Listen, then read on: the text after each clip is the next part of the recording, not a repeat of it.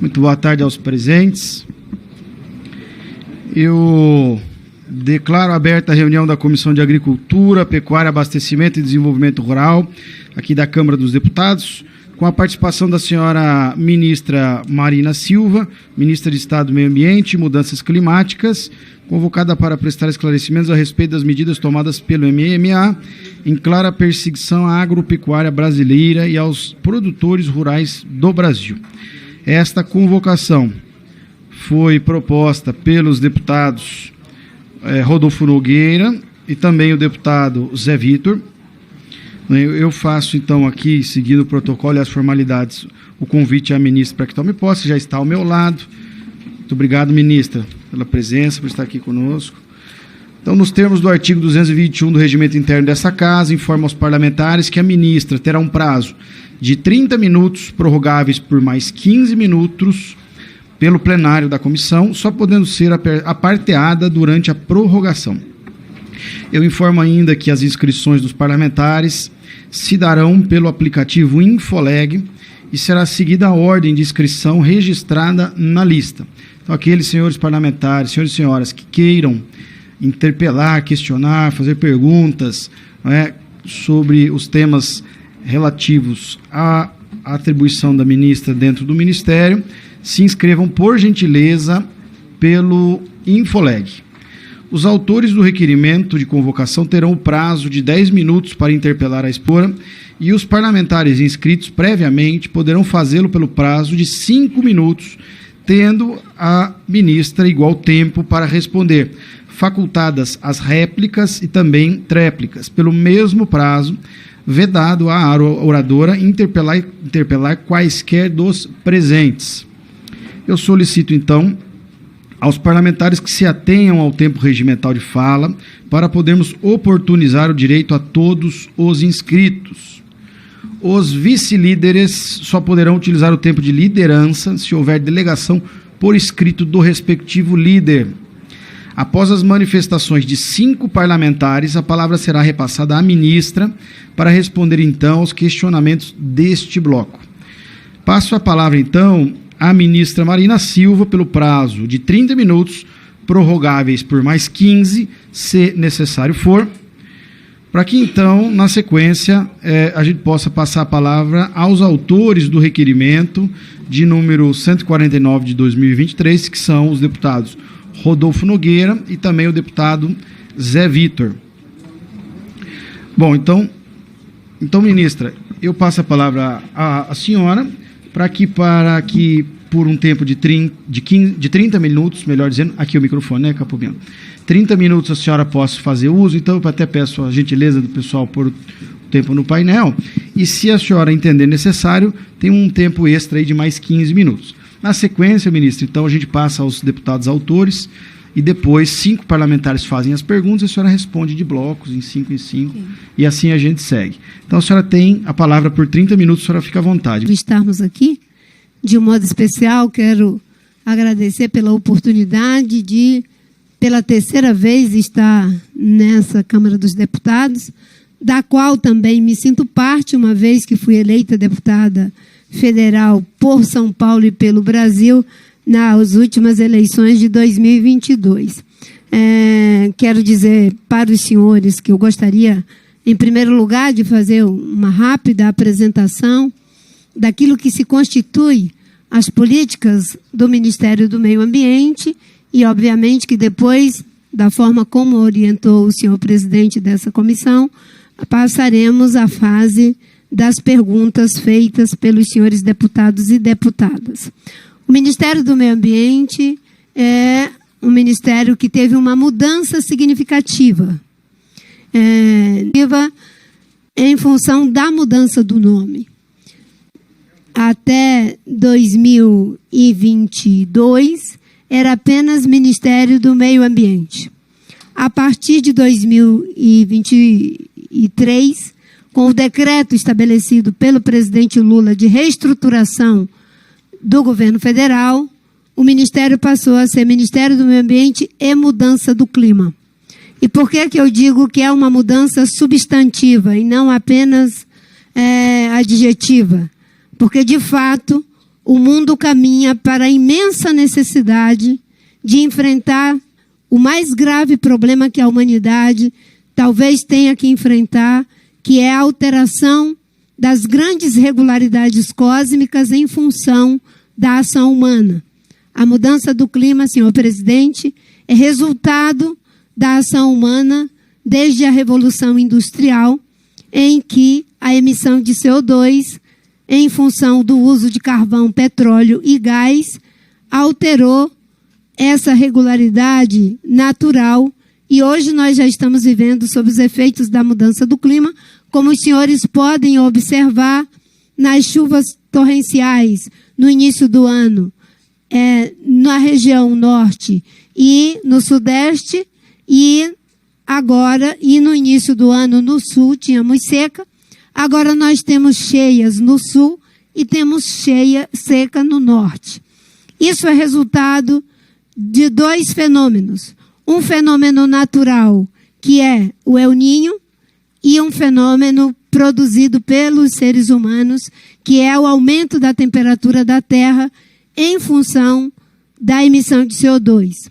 O cruzamento desses dois fatores fazem com que esses eventos sejam potencializados em intensidade e sejam potencializados também em relação à sua periodicidade, acontecendo de forma mais a miúde, e com prejuízos que fazem com que sequer determinadas situações ou o balanço hídrico de determinada região possa ser restabelecido.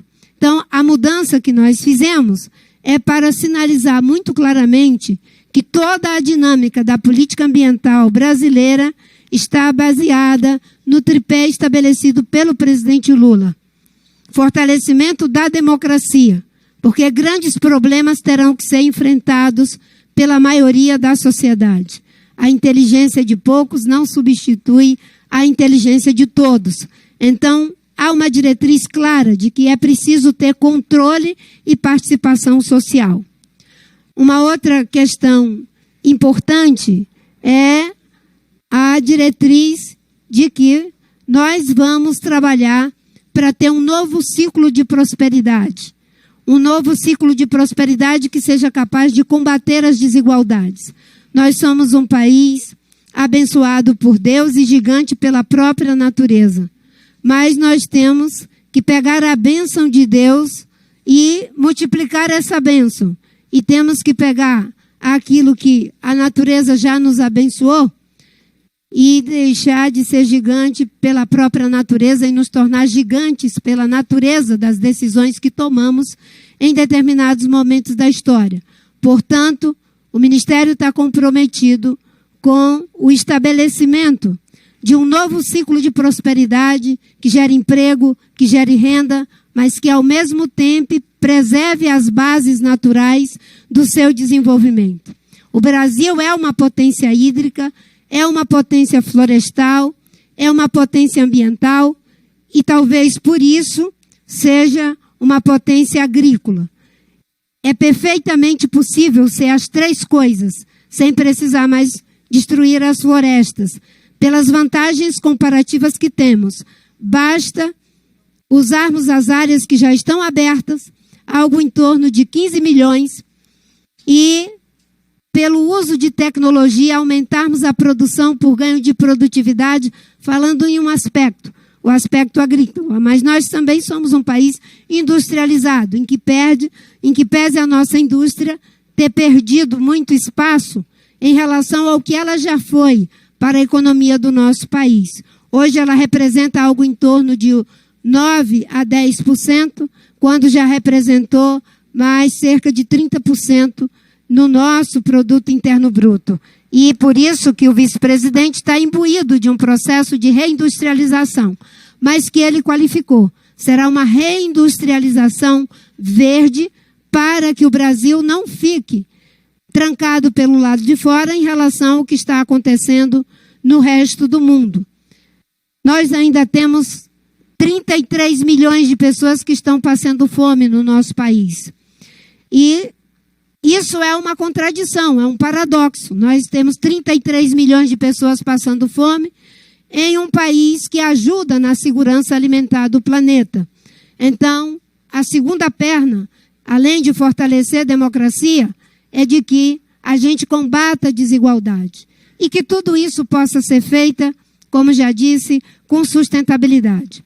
Como traduzir essas 3 diretrizes? Fortalecimento da democracia, combate à desigualdade, criar um novo ciclo de prosperidade com sustentabilidade. É perfeitamente possível se aterrissarmos essas diretrizes no chão da realidade. E é por isso que o ministro Fernando Haddad está coordenando o plano de transformação ecológica em cima de eixos como infraestrutura para o desenvolvimento sustentável, bioeconomia, agricultura de baixo carbono e tantas outras diretrizes que eu não vou citar todas aqui, mas que são inteiramente atuais e compatíveis com os desafios que estão postos para nós. Dentro dessas diretrizes, algumas das entregas que o Ministério do Meio Ambiente já fez. Em tempo recorde, eu, o ministro Fávaro, o ministro Fernando Haddad, ministro Paulo Teixeira, trabalhamos o Plano Safra de 2024, de que ele fosse a base para a transição da agricultura de baixo carbono. Por que isso? Nós temos algo em torno de quase 400 bilhões de reais para investimento, tanto na agricultura de médios e grandes, quanto de agricultores familiares com o PRONAF. Só que esse plano, ele tinha um percentual que era destinado para um programa chamado ABC, Agricultura de Baixo Carbono. Ou seja, como produzir sem que o resultado dessa produção seja intensivo em carbono, seja em função do desmatamento, seja em função da emissão de metano, seja em função de baixa produtividade por área degradada, que também promove emissão de CO2, seja em função de queimadas. Então, qual foi a arquitetura que nós pensamos? Vamos pegar todo esse recurso e transformá-lo na base de transição a partir de algumas exigências básicas para quem aderiu ao programa, e essas exigências elas serão ampliadas a cada ano. Por isso que o Safra de 2024 será o Plano Safra Agricultura de Baixo Carbono 1.0. Significa que ele é dinâmico e que vai virar o 1.2, 1.3, 1.4 e assim por diante. Então, esse programa, ele vai começar com exigências básicas. Por exemplo, ter o cadastro ambiental rural, fazer a regularização ambiental da propriedade, porque é preciso fazer uma transição, um caminho. As coisas não acontecem num passe de mágica. E, obviamente, que é preciso ter os incentivos. Aqueles que já têm boas práticas, que já estão, inclusive, com suas reservas legais adequadas, aqueles que estão usando bioinsumos, que mantêm, né, a sua terra sempre verde, como gosta de falar o ministro da Agricultura, esses aí já terão algum incentivo, que seria uma redução nos juros dessa tomada de recursos na ordem de 1%. Essa é uma entrega importante. Eu estou selecionando algumas aqui que dialogam com os senhores. Por que que nós fizemos esse arranjo? Primeiro, porque o Brasil, de fato, pode dar uma contribuição na segurança alimentar do planeta. E nós queremos fazer isso com sustentabilidade econômica, sustentabilidade social e sustentabilidade ambiental.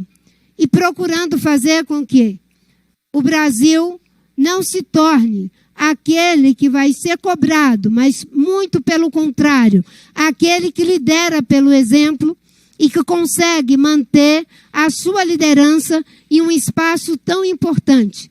Estamos à beira de fechar o acordo do Mercosul com a União Europeia, e existem algumas exigências que estão sendo feitas, que o presidente Lula e nós, do governo como um todo, temos feito questão de dizer que algumas exigências não são pertinentes, como, por exemplo, de que a aferição do que é área desmatada ilegalmente ou área legal possa ser feita por qualquer mecanismo externo. Você pode até ter os seus mecanismos de aferição interna, mas isso não vale para qualificar a agricultura brasileira como sendo legal ou ilegal. Quem faz isso são as autoridades brasileiras, quem fornece essas informações é o Instituto de Pesquisa Espacial, que tem uma série histórica de décadas e que essa série histórica nos dá elementos de base tecnológica e científica para dizer o que é desmatamento legal e o que é desmatamento ilegal. Mas compreendemos que devemos fazer o dever de casa não porque estão nos pedindo, mas porque temos compromisso com a proteção do que é a base do nosso desenvolvimento. Uma outra entrega que já estamos fazendo é a retomada do Fundo Amazônia. O Fundo Amazônia ficou parado durante 4 anos. Durante esses 4 anos, nós percebemos que foi um prejuízo. E uma das coisas que nós estamos fazendo agora é trabalhando nos 70 municípios que mais desmatam, para não termos ali apenas ações de comando e controle, mas termos também incentivos econômicos para que aqueles produtores que queiram regularizar suas propriedades possam contar com esses incentivos econômicos e a gente poder fazer uma mudança estrutural no combate ao desmatamento. Desmatamento não se combate apenas com comando e controle. Ele é importante e é necessário, mas é, sobretudo, pela mudança do modelo. Aumento de produção por ganho de produtividade. E o Brasil é altamente tecnologizado e pode muito bem fazer isso. Os grandes já fazem isso. Os pequenos precisam receber incentivos, assistência técnica, financiamento, para que possam também fazer essa transição. Uma outra questão importante que estamos fazendo é todo um processo de tirar o que é ilegal para fazer com que os que querem trabalhar corretamente possam ter condição de ter competitividade. Não é justo que alguém que paga salário decente, que não paga salário análogo à escravidão, possa competir com quem paga salário análogo à escravidão. Então, o Ministério do Trabalho tem feito o seu trabalho. Não é justo que quem explora madeira, por exemplo, pensando aí nas atividades econômicas sustentáveis, e faz tudo com manejo florestal, faz tudo com tecnologia, da forma correta, na escala certa, esteja concorrendo com quem está tirando madeira de forma criminosa dentro de unidade de conservação e de terra indígena. Então, o processo de fiscalização do IBAMA, do ICMBio, aumentou algo em torno de 200%, exatamente para evitar que os que fazem certo sejam confundidos com aqueles que fazem errado. Uma outra entrega que estamos fazendo é a da criação de unidades de conservação, de fortalecimento dos sistemas de participação social, seja no CONAMA, seja no Conselho Nacional do Fundo de Meio Ambiente, seja em relação às políticas de biodiversidade no Senagem, para que a gente possa fazer o uso correto da nossa biodiversidade. Nesses 10 meses, uma das grandes entregas que fizemos foi a redução do desmatamento em 49%, 49,5%. Quando se soma, porque o desmatamento, ele é medido de agosto a julho. Portanto, nós temos uma fase do desmatamento que foi anunciado agora, que vem dos meses que antecederam ao governo do presidente Lula. Ou seja, 6.000 quilômetros quadrados já estavam desmatados.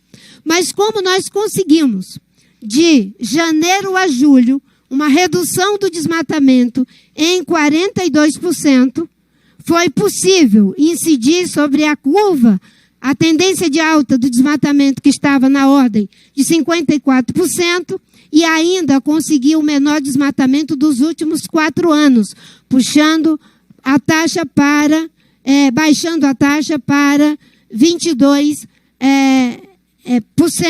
em relação ao período anterior. E isso é um ganho.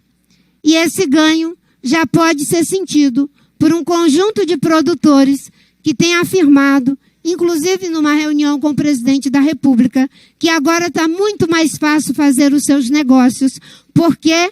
Porque não tem que ficar explicando o desmatamento, porque o desmatamento está caindo.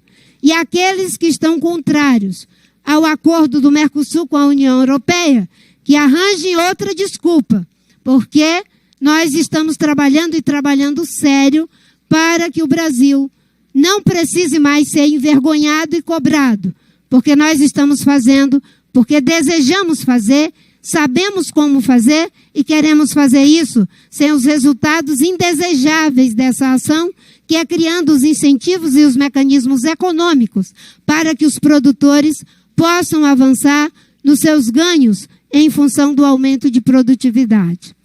Temos outras entregas que poderia aqui mencioná-las, mas eu acho que ela pode ficar para o debate.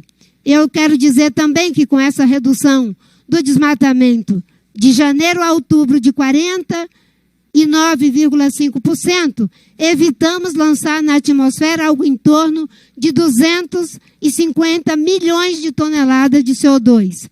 De janeiro a julho, evitamos lançar na atmosfera 133 milhões de toneladas de CO2.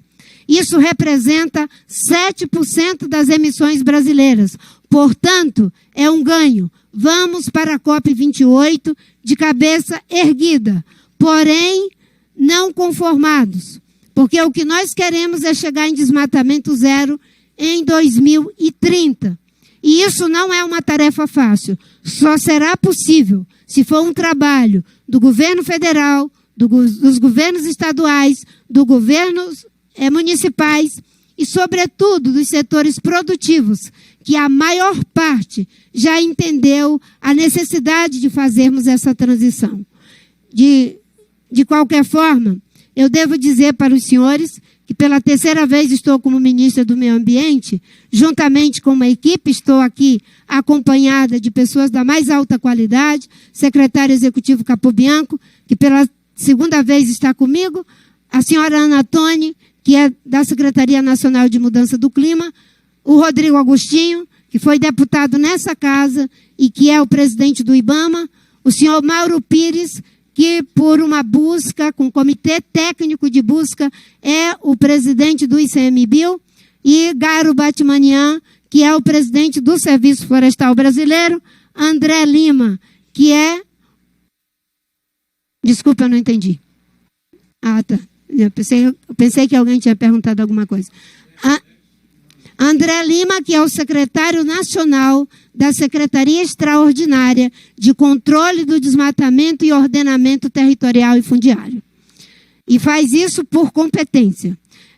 E também, não é, o meu chefe de gabinete aqui, que foi procurador no estado do Amazonas e conhece tudo sobre o que acontece naquele estado, de potencialidades para que possamos mudar as coisas na transição a que me referi. Eu agradeço, senhor presidente, por essa oportunidade de estar aqui nessa comissão para dialogar com os senhores deputados federais, com as senhoras deputadas, para que a gente possa inaugurar um novo processo na nossa dinâmica de desenvolvimento, em todos os setores, no setor agrícola, no setor do turismo, no setor industrial, em todos os setores, com transparência e participação da sociedade brasileira. A determinação do presidente Lula é de que possamos enfrentar o problema da perda de biodiversidade, da desertificação, da mudança do clima, sem os efeitos indesejáveis dessas mudanças, para que possamos continuar sendo um país próspero e caminhando na direção de um novo ciclo de prosperidade. Muito obrigada.